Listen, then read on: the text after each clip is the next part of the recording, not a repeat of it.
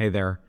I didn't fully understand how much work was taking from my life until I stopped working. It wasn't just taking 40 hours a week, and if I'm honest, it usually took more than that. It was taking the alarm clock part of my evenings, the beginning of my weekends, and the mental space I was still giving it long after the workday ended. Most of all, it was taking the best of my energy and leaving whatever remained for the rest of my life. After I retired at 55, I realized something I couldn't see while I was still in it.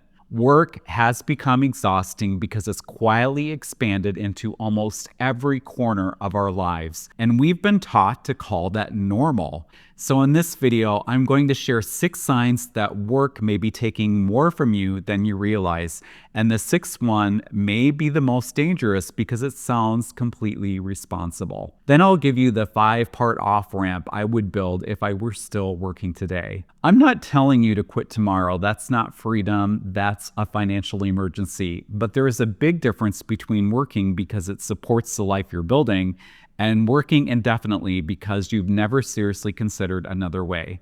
Okay, sign number 1, your free time is mostly recovery time. On paper, most full-time workers have evenings and weekends free. But how much of that time is actually usable? By the time you've handled dinner, laundry, errands, and bills, there's not much energy left for anything you actually want to do. Saturday becomes catch-up day, and by Sunday afternoon, part of your mind has already returned to work. What am I walking in tomorrow? What emails are waiting? What deadline is coming? What problem did I leave unfinished on Friday? Technically, you weren't working all weekend, but did the weekend truly belong to you? Or was much of it unpaid recovery time required by your job? I didn't fully recognize this until I retired. Now I garden when the weather's right, not when I can squeeze it in. I exercise during the middle of the day. I practice piano without it competing against 10 other obligations. I can run errands when the stores are quiet, cook without rushing, or spend time with my family without trying to force my life into 2 exhausted days at the end of the week. I'm still active. I keep myself busy.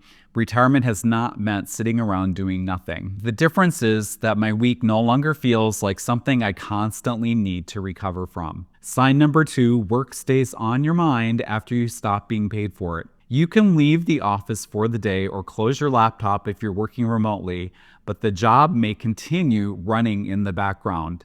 You replay a difficult conversation. You worry about a project that is behind schedule.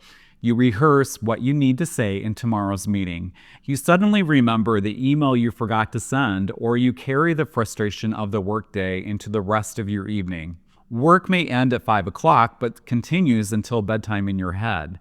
And for me, a lot of times it led to insomnia. And because there is no timesheet for mental space, we don't count it. But it still takes something from us. It can make us distracted around the people we care about. It can keep us from enjoying something that should be relaxing. We may be physically at home while part of us is still sitting at work. One of the quietest freedoms I experienced after retiring wasn't simply having fewer meetings. It was no longer having a work problem constantly running in the background of my mind. Now, retirement doesn't eliminate every concern. You still have finances, family, health, home repairs, and all the complications of ordinary life. But that persistent work-related noise is gone. And until it stops, you may not realize how loud it had become. Sign number 3, being busy has become proof that you matter. For most of our adult lives, we receive the message that busyness equals importance. If your calendar is full, you must be needed.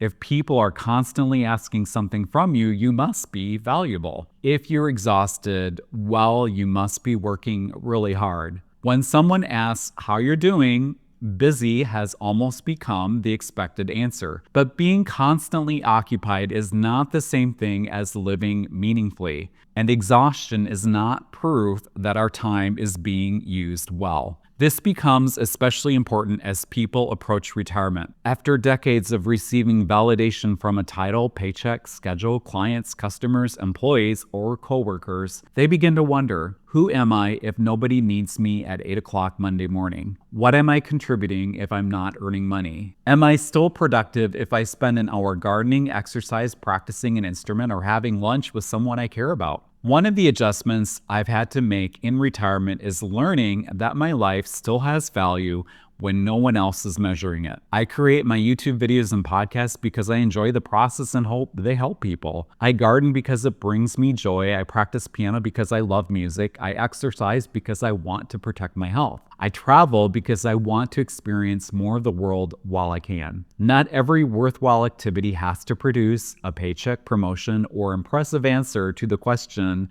what do you do? Your value is not determined by how tired you are, and your life does not become less meaningful because you are no longer overbooked. Sign number 4, your body and your mood are already keeping score. I'm not suggesting that every stressful day means you should retire, and I'm certainly not giving medical advice. But I do think we often dismiss warning signs because they have become so common. You don't sleep well, you feel irritable, you dread Sunday evenings because your mind is on Monday morning. You repeatedly postpone exercise, you stress eat, you need the first several days of a vacation just to begin feeling like yourself again. Every new obligation feels overwhelming because there is no capacity left. And instead of treating these things as information, we tell ourselves, I just need to be tougher. I just need to manage my time better. Everyone feels this way. This is normal for my career. I can push through a few more years. Well, maybe you can. Sometimes you have to.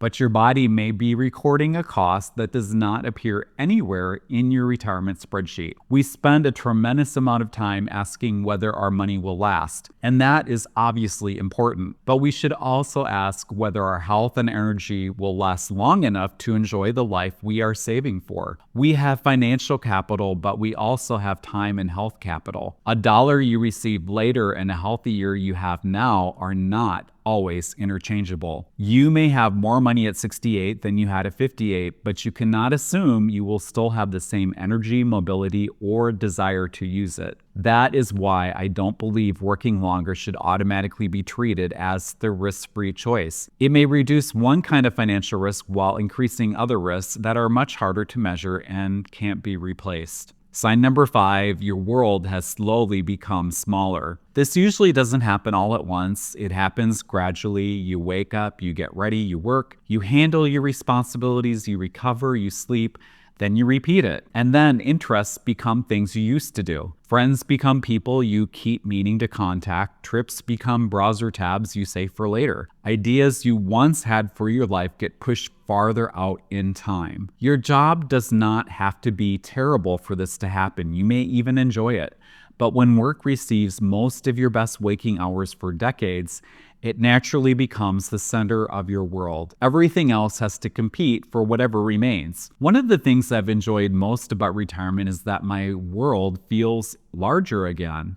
Not because every day is a dramatic adventure, most days are pretty ordinary, but ordinary life feels different when it belongs to you. I can pay attention to the weather because it affects what I might do that day. I notice what is happening in the garden. I can take a longer bike ride in the middle of the day. I can plan a vacation without first calculating how many work days it will consume and asking for permission. I can go to the grocery store in the middle of the week. I can spend time developing an interest simply because I want to. Retirement doesn't make every day exciting. It made my life feel like it belonged to me again. And for me, that has been very valuable. Sign number 6, you keep moving your real life into later. After this project, after the kids are older, after the mortgage is paid, after the market improves, after I reach the next savings milestone, after I earn one more bonus, after one more year, there is almost always a reasonable argument for waiting, and sometimes waiting really is the right choice. But later can quietly become a way of life. The finish line for retirement keeps moving. The amount that once seemed sufficient to retire no longer feels sufficient, and the final working year somehow reproduces itself into another year. The danger isn't only that later may never arrive, it's that the version of you who finally arrives there may have less health, less energy, or less interest in doing what your younger self kept postponing. This is not an argument for recklessness. I retired at 55 because I had prepared well for it. I spent years saving, investing, tracking our expenses, considering health insurance, and thinking through what could go wrong. But I eventually had to accept that no amount of preparation would make the future completely predictable. At some point, I had to decide whether my money existed to support my life or whether my life existed to keep accumulating money. So what do you do if work is taking too much, but you simply cannot leave tomorrow? You start building an off-ramp. Here are the 5 parts I would focus on. First, define what enough actually means for you. Not somebody else's number, not a round number from a headline, not whatever someone on YouTube says everyone needs. Like we all need 2 million or 3 million. Your definition of enough has to reflect your spending, resources, healthcare needs, family situation, flexibility, and the life you actually want. And here's the difficult part. Enough may never feel completely comfortable. I thought that if I saved enough, the decision would eventually become obvious and the fear would disappear. That didn't happen. What I learned is that enough can be financially supported long before it feels emotionally comfortable. You run the numbers, you understand the risks, you build flexibility into the plan, then at some point, you make a judgment. Your accounts are probably never going to tap you on the shoulder and announce that it is officially safe to retire. Second, reduce the amount of life your paycheck has to support. Every permanent lifestyle increase makes work more difficult to leave. A larger house, more expensive vehicle, recurring payments, debt, and constant upgrades may all be affordable while the paycheck is arriving, but they also increase the amount of your future time that must be exchanged for money. That doesn't mean living miserably or refusing to enjoy what you earn. It means recognizing that every fixed expense has 2 prices: the dollar price and the amount of your life required to keep paying it. Sometimes the most effective retirement strategy is not earning dramatically more, it's needing slightly less. Third, build a bridge instead of focusing only on retirement accounts you may not use for years. If you want to retire before the traditional retirement ages, having enough money is only part of the problem. You also have to know how you will access it, what accounts to hold, and when to withdraw from them to potentially get subsidies if you're on ACA health insurance. Best manage taxes and ride out a market downturn and recovery without having to sell stocks in your investments at the worst possible time. For example, I maintain a substantial cash runway because it gives me choices. It should eliminate the need to sell investments during a bear market and recovery. I can use it as part of my strategy also to help control reported income for subsidies for ACA health insurance. And it keeps every short-term movement in the stock market from keeping me up at night. I've got a lot of videos on these topics, so be sure to check out my channel and all the content I have. And to see it all organized, especially in one place, go to my website, mikeupland.com, and click on the YouTube menu option. Believe it or not, this is my 91st video since I started my channel last year. So thank you all for your support. Fourth, start building a non-work life now. Don't wait until your first Monday of retirement to discover what you enjoy. Develop interests now, protect relationships now, take care of your health now. Create routines that do not depend upon an employer. Retirement removes work from the center of your week. It does not automatically replace it with something meaningful. I already had interests that would expand once I retired. My gardening grew. I began practicing piano more consistently. I had more room for cycling, strength training, travel, my channel, the podcast, and family time. Now, you do not need to schedule every hour of retirement, of course not, but you do need enough curiosity, connection, and purpose that freedom feels inviting rather than empty. And fifth, give one more year a specific job and an expiration date. There can be good reasons to work another year. Hitting a cash target, clearing debt, a benefit vesting, arranging health coverage, but be specific. What exactly will that additional year accomplish?